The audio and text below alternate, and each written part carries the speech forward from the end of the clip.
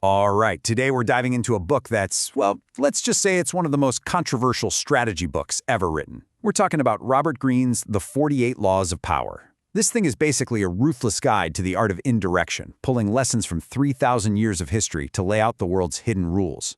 So let's jump right in.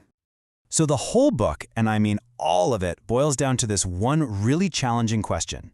Is power a game that we just can't escape? According to Greene, the answer is yes.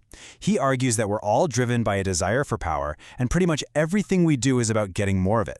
And since you can't avoid playing the game, he says it's way better to be an artist than a denier or a bungler. Okay, so here's what we're going to cover. We'll look at the idea that the world is basically a giant court, how deception is treated as a weapon, the strategy of using both friends and foes, why mastering your public image is so critical, and then we'll get to the ultimate law, being formless. All right, first things first, we have to talk about the book's whole worldview. Because to really get these laws, you first have to buy into its central idea, that the world we live in operates just like a scheming ancient royal court. And in that court, power is the only thing that's truly valuable. The book has a name for this. It calls modern life a civilized war. Think about it. On the surface, everything looks polite, fair, democratic. But right underneath all that, the book says the same old raw emotions are just boiling away. Greed, envy, hate. The game is exactly the same as it's always been. We've just gotten better at hiding it. And this is where this quote from Machiavelli really hits home. He said, "Any man who tries to be good all the time is bound to come to ruin among the great number who are not good." See? In this game the book describes, being traditionally moral is actually a huge disadvantage. To survive, you've got to learn how not to be good and, more importantly, know exactly when to use that knowledge. So, if we're all living in this ruthless, amoral court, well, what does that mean for honesty? It becomes a liability. And that brings us to our next big theme, deception. The book doesn't just treat it like some minor tool. No, it's framed as one of the most powerful weapons you can have, a kind of high art form. The book basically says honesty is a blunt instrument. All it does is make you enemies. The real path to power, it's all about misdirection. It's a three-step dance, really. First, Law 3, you hide what you're really after to keep everyone guessing. Next, you use Law 21 to make them feel smarter than you, which lowers their guard. And then, bam, you finish them off with Law 31. Control their choices so that no matter what they pick, you win. A perfect example of this in action? Let's talk about Otto von Bismarck back in the 1850s. This guy was a die-hard Prussian patriot, and he wanted war with Austria more than anything. The problem? Prussia wasn't ready for a fight.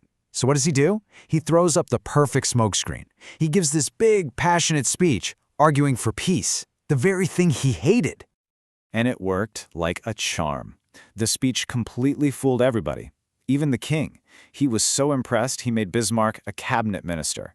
And, you guessed it, from that shiny new position of power, Bismarck went on to launch the exact war he had just argued against, and he crushed Austria. A total masterclass in concealing your intentions.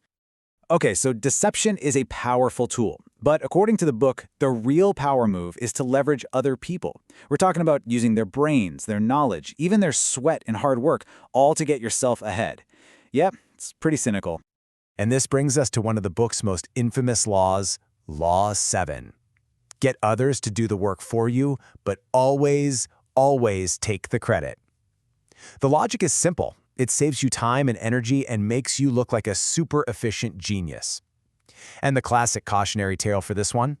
The story of Nikola Tesla and Thomas Edison. So you have Tesla, this absolute genius, working for Edison. He completely redesigns Edison's inefficient dynamos, a huge breakthrough. What does Edison do? He takes all the public credit. He had promised Tesla a $50,000 bonus, but when Tesla asked for it, Edison just laughed it off, calling it American humor. It's brutal. And it happened again when Tesla developed the AC system, the one that powers basically everything today. His name got pushed to the side. People associated it with his backer, Westinghouse, while Edison just kept getting more famous. And check out this quote from Edison himself. "Everybody steals in commerce and industry. I've stolen a lot myself, but I know how to steal." It just perfectly sums up the cold, hard logic of Law 7. The book's message is basically, don't just stand there and get your ideas stolen. Learn how to be the one doing the stealing. All right, let's switch gears and talk about perception. Because in the game of power, if nobody sees it, it didn't happen. It's that simple. You absolutely have to take control of your public image. Because if you don't, trust me, someone else will do it for you. And a huge part of managing your image is a tactic we've already mentioned, Law 21. Play a sucker to catch a sucker. You make your target feel way smarter than you. The ultimate example of this has to be the Great Diamond Hoax of 1872. You have these two prospectors, right? They seem like simple, uneducated guys, and they managed to convince the wealthiest financiers in the world they'd stumbled upon a gigantic diamond mine. They played the part of these naive frontiersmen so well that the super sophisticated tycoons let their guard down completely. I mean, they felt so much smarter than these two guys. And the punchline?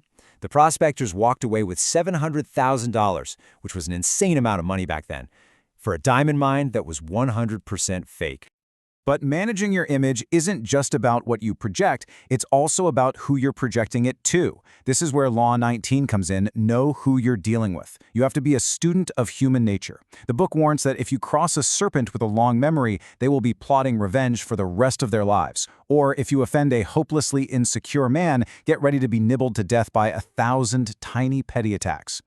So we've talked about deception, about leveraging people, about crafting your image. And all of these ideas build up to the book's final and maybe most important theme. It suggests that the highest, most ultimate form of power is to be completely unpredictable, to have no fixed form at all. This is Law 48, Assume Formlessness. It's presented as the absolute peak of strategic thinking. You want to be like water, right? It's fluid, it's adaptable, it's impossible to grab onto. If you're like water, your enemies can't figure out your strategy. They have nothing to attack, nothing solid to push against. They just end up exhausting themselves trying to guess what you'll do next. And this is really the law that ties everything else together. Think about it. Your deceptions, your manipulations, how you present yourself, every single tactic is 1,000 times more effective if no one sees it coming. Being formless is the ultimate power move because it means you're always on the offensive, always in control, and everyone else is just stuck reacting to whatever you do. So that brings us right back to where we started. The 48 Laws of Power gives us this incredibly cynical, challenging way of looking at the world. The book isn't really asking you if this game is moral or immoral, it's just asking, is it real? And if it is real, it leaves you with one final, very uncomfortable question. Is it better to become an artist of power or to just deny the game exists, play it badly, and get crushed?